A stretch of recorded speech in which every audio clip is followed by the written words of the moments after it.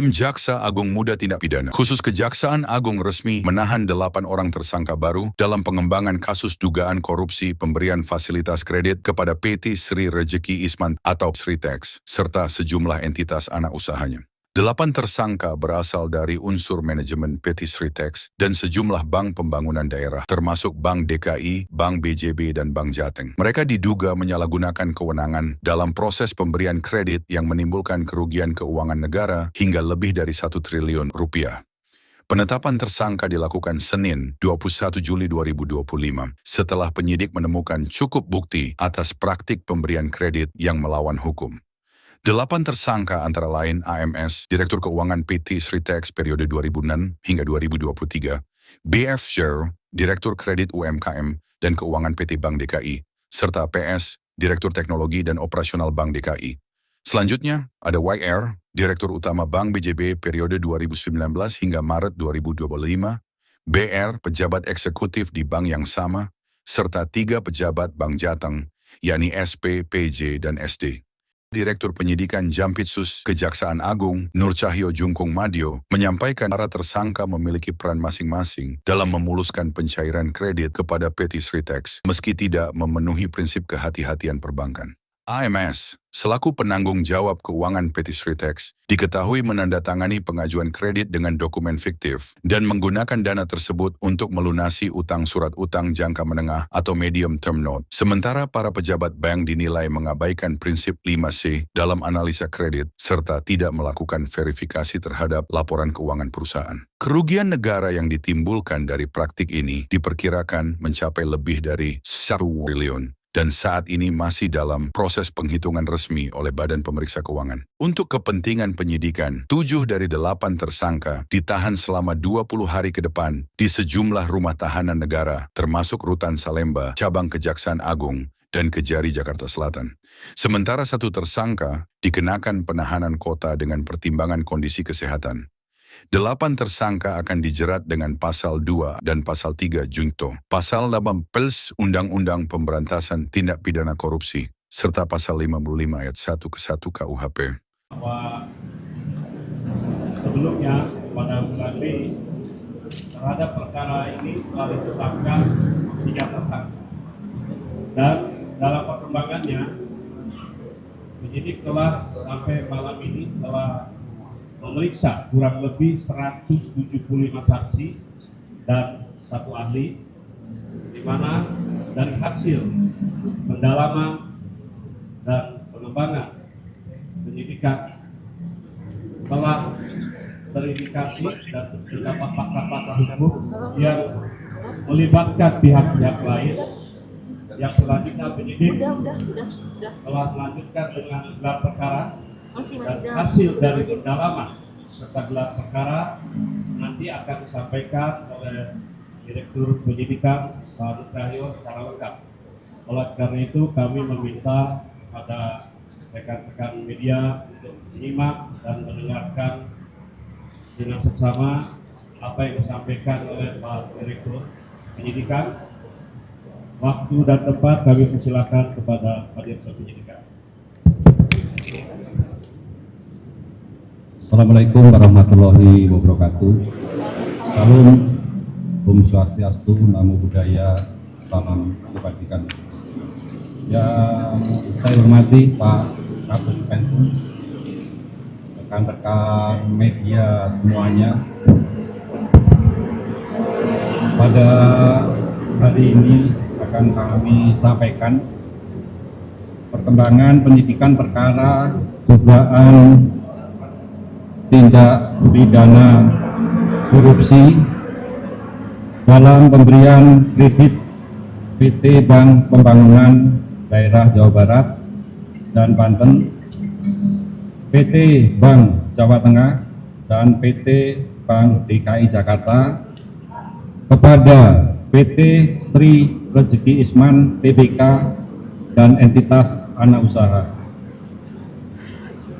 bahwa berdasarkan dengan alat bukti yang sudah kami peroleh, antara lain yaitu keterangan saksi, tadi sudah disampaikan Pak Kapus Penkum, kurang lebih sebanyak 175 saksi dan ahli serta surat, yaitu dokumen terkait dengan proses kredit ini tentunya yang telah dilakukan penyitaan oleh tim penyidik.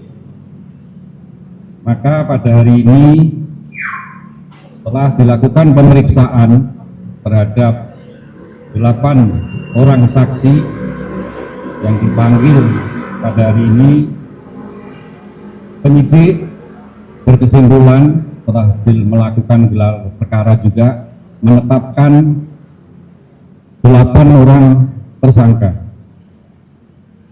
Ke-8 tersangka tersebut yang pertama AMS selaku Direktur Keuangan PT Sritek periode 2006-2023. Yang kedua BFW selaku Direktur Kredit UMKM merangkap Direktur Keuangan pada PT Bank DKI Jakarta tahun 2019 sampai dengan tahun 2022.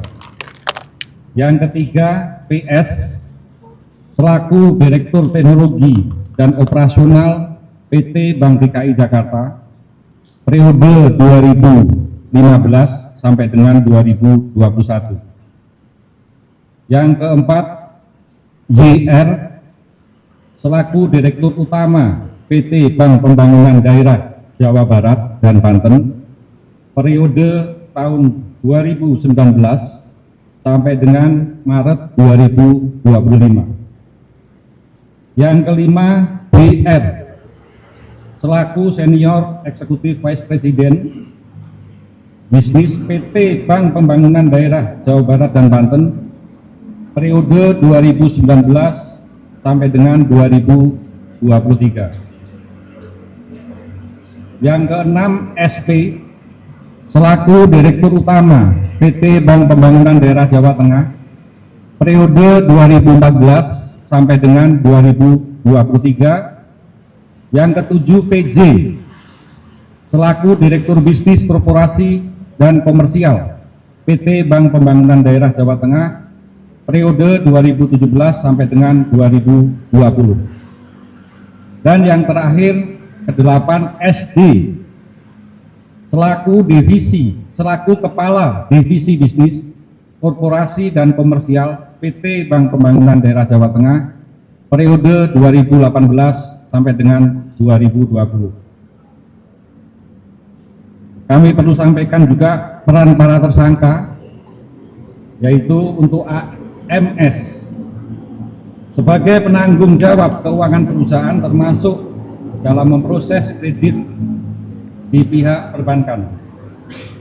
Yang kedua, menandatangani permohonan kredit pada Bank DKI Jakarta, memproses permohonan pencairan kredit dengan underlying berupa invoice fiktif, menggunakan uang pencairan kredit dari Bank DKI Jakarta tidak sesuai peruntukannya, yaitu dalam pengajuan setelah kredit ini adalah modal kerja, tetapi menggunakan uang pencairan tersebut untuk melunasi hutang MTN atau medium term note.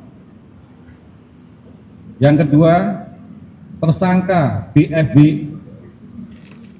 selaku pejabat pemegang kewenangan memutus kredit bertanggung jawab atas keputusan kredit, yaitu terkait dengan memorandum analisa kredit dalam proses kredit ini.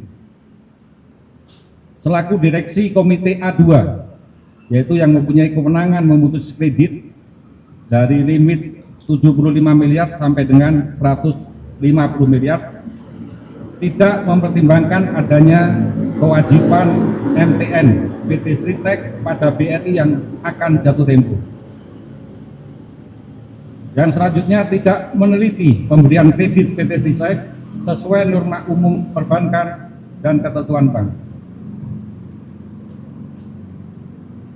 Yang ketiga, untuk tersangka PS selaku pejabat pemegang kewenangan memutus kredit bertanggung jawab atas keputusan kredit yang diambil terhadap MAK, tidak meneliti pemberian kredit PT Sritek sesuai norma umum perbankan dan ketentuan bank. memutus kredit PT Sritek dengan fasilitas jaminan umum tanpa kebendaan, walaupun PT Sritek tidak termasuk kategori debitur prima.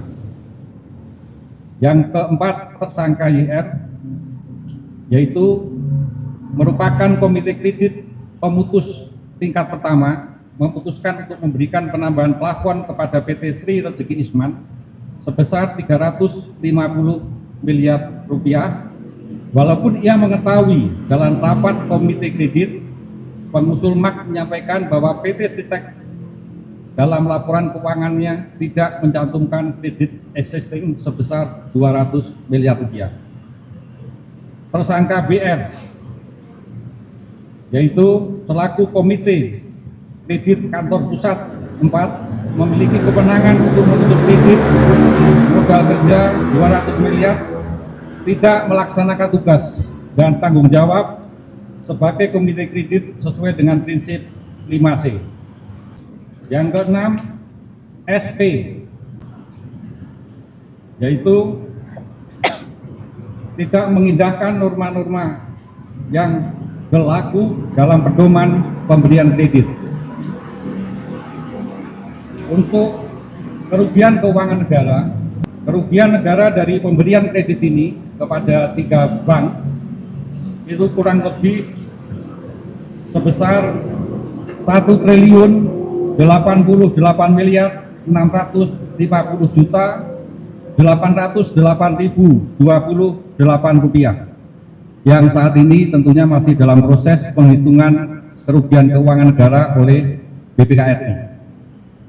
Pasal yang disangkakan, para tersangka disangkakan melanggar pasal 2 ayat 1 atau pasal 3 junto pasal 18 Undang-Undang RI nomor 31 tahun 99 sebagaimana diubah dengan Undang-Undang nomor 20 terhadap para tersangka, yaitu tersangka PNSS dilakukan rutan selama di rutan Salemba cabang Kejaksaan Negeri Jakarta Selatan.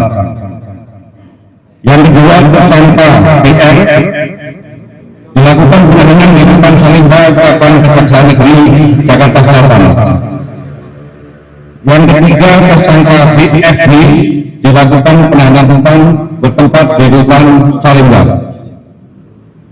Yang keempat, tersangka PS dilakukan penahanan di rutan Salemba. Yang kelima, tersangka SP dilakukan penahanan di rutan Salemba cabang Kejaksaan Agung.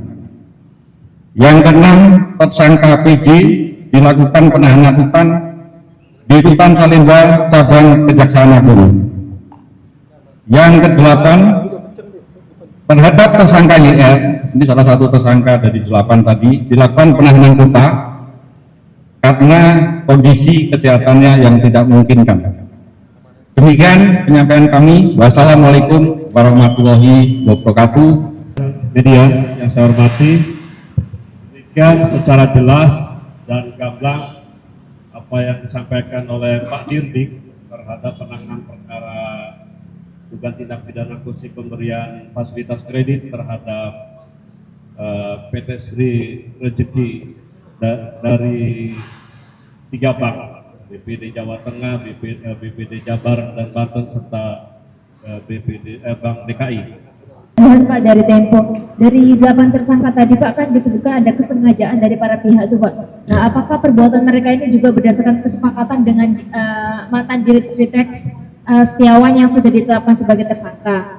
Terus tadi soal kerugian negara sekitar 1 triliun lebih Pak. Sebelumnya kan Kejaksaan menyebut kerugiannya sekitar 600 miliar. Apakah ini berarti akumulasi atau hitungan sementara dari kerugian total? Terus yang ketiga Pak, mumpung ketemu mau tanya kasus lain Pak, soal pemeriksaan ini Pak, Kepala Kejaksaan Negeri Mandailing Natal Muhammad Iqbal. KPK bilang belum bisa memeriksa karena masih koordinasi dengan Kejaksaan. Apakah belum diizinkan beliau atau gimana? Terima kasih Pak Cahaya. Mungkin fokus dulu ya. Silakan. Terima kasih. Jadi dari pertanyaan tadi yang pertama tentunya Kalau ada kerjasama, kita bisa lihat di sangkaan pasalnya ada pasal 55 ayat 1 ke 1 KUHP. Ya, itu adalah pasal penyertaan yang artinya lagi di situ tentunya ada kerjasama, ada persekongkolan ya dalam proses pemberian fasilitas kredit ini. Itu yang pertama. Terus yang kedua terkait kerugian keuangan negara, rekan-rekan media harus mengerti juga bahwa penyidikan atas dugaan tindak pidana korupsi di PT Sritek ini terbagi menjadi 2 klaster. Yang pertama tentunya ini yang terkait dengan 3 bank BPD, Bank Pembangunan Daerah Jawa Tengah, BJB, dan Bank DKI. Satu lagi klaster yang kami masih lakukan penyidikan juga, yaitu terhadap pemberian kredit di 2 bank, yaitu BNI, BRI, dan LPII. Ya, kreditnya ini kredit sindikasi, seperti itu. Pak, saya udah di kompas.com, ini kan tadi disebutkan ada bank ya, pihak bank. Pertanyaannya kurang lebih sama kemudian untuk kasus ini pihak banknya apakah mendapatkan keuntungan pribadi Pak? Atau mungkin kesalahan mereka itu justru karena memberikan kredit ketika si Sritek ini sudah dalam kondisi yang tidak negatif tadi ya? Sudah terindikasi ke sana belum sih Pak untuk kerugian? Apa keuntungan pribadi yang mereka dapat? Atau ada mungkin ada tindakan suap yang diberikan oleh Sritek? Jadi di proses penyidikan hal tersebut masih kita dalami, ya. Tapi rangkaian proses penyidikan ini tentunya ada indikasi, ya, kickback kepada pejabat bank. Demikian.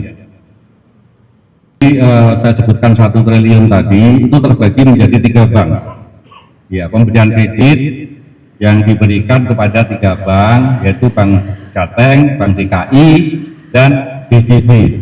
Masing-masing tentunya ada yang 300 sekian, outstandingnya. Nah, 1 triliunnya akumulasi dari ketiga bank tersebut. Seperti itu. Gimana?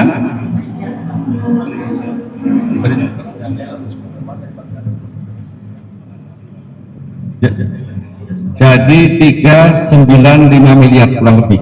Ya, kurang lebih 395.